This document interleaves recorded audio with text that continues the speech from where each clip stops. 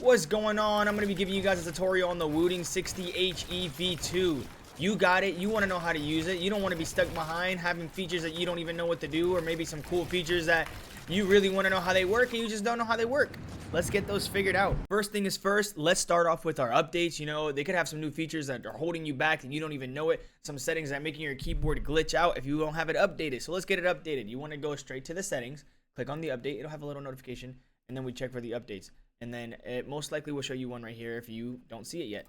So let's do that quick update. As you can see here now, it's done. Check for updates. There's no new updates. Let's go to the real important stuff. So we got here our main menu page. If you click up here at the top, we have our different profiles. If you're playing games like Call of Duty, Fortnite, Valorant, Rainbow, you're going to want to have different keyboard setups for each one of those games. You're not having the same keybinds all throughout the game. You might have some similar ones, but you also don't need to click the same amount.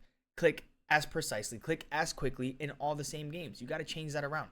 Let's make sure we get different profiles for it. Let me show you an example. You start off by clicking new profile. What kind of game is it? Is it an FPS game? Is it an analog movement game? Is it a racing game? Something like Forza right here. Are you just typing? Maybe this is for school. You want to have that there. Or you just want something custom. You don't really care about what they have here. Well, let's just start off with some FPS. We hit continue. We're going to name it. What are we going to name it? Let's name it COD, bro. Okay, now we got our COD.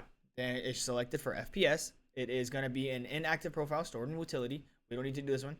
So we continue here, and then we would drag it up into here. So they can have 4 profiles at a time on the onboard. You take one off, and you put one on. You can only have 4 at a time. So let's move this one off, and then let's put this one up here, just so you guys can see what it's like. Now when we have that there, if we check up here, it shows us right there, 1, 2, 3, 4, and COD is one of them. And we have this one that we moved to one of the inactive ones. If you want to select it, you can still click it, but it's just not going to be in one of these that you can click with a quick key and click on one of them. Now let's check out our quick settings.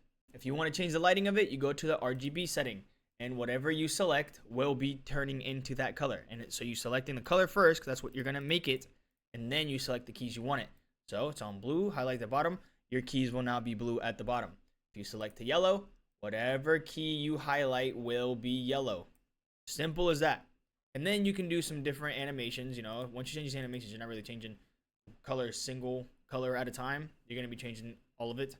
So if you don't want it to be purple, you can make it blue. If you don't want it to be cyan, you can make it red. Now it'll do the same wave, but it won't do it with the colors that they already had. And then you just save it to your keyboard if that's the type of colors you want. Now, actuation. This is very important. So for the FPS, you see it has the activation at 0.4 compared to the 1.0s on the other ones.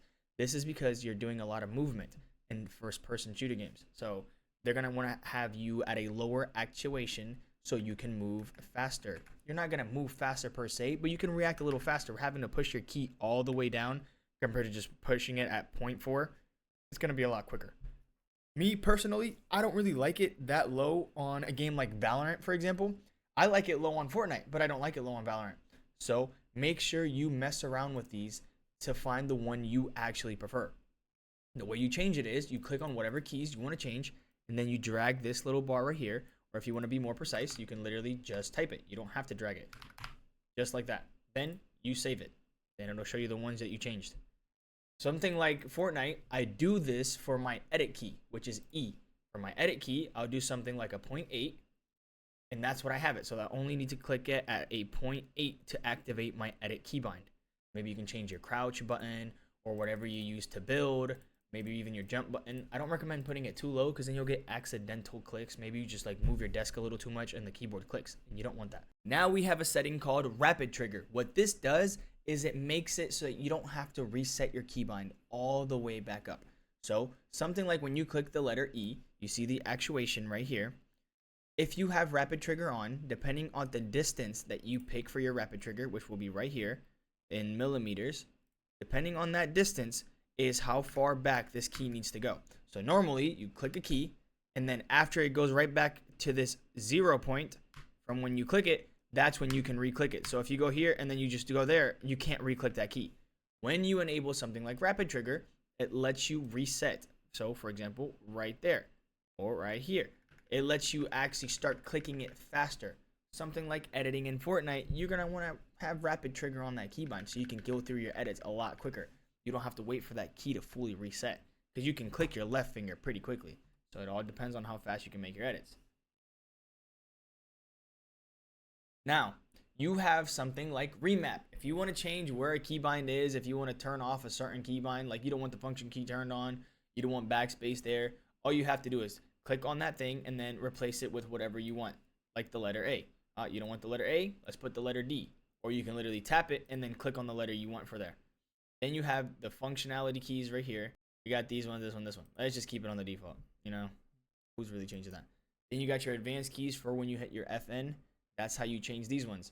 So when you hit that bottom right key, if you want to click your F1, 2, 3, 4, 5, 6, 7, 8, 9, 10, 11, 12 buttons, you have to hit this key down here at the bottom. If you're on YouTube, you want to fast forward, go back, put your volume up, you hit these arrows after clicking the FN key.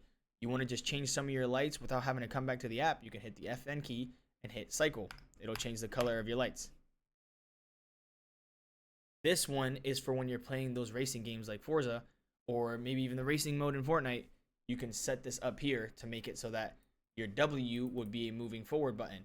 Your S will be a moving backward button, but in an analog form. So you have the difference of how fast you're going forward by how much you're pushing down that key.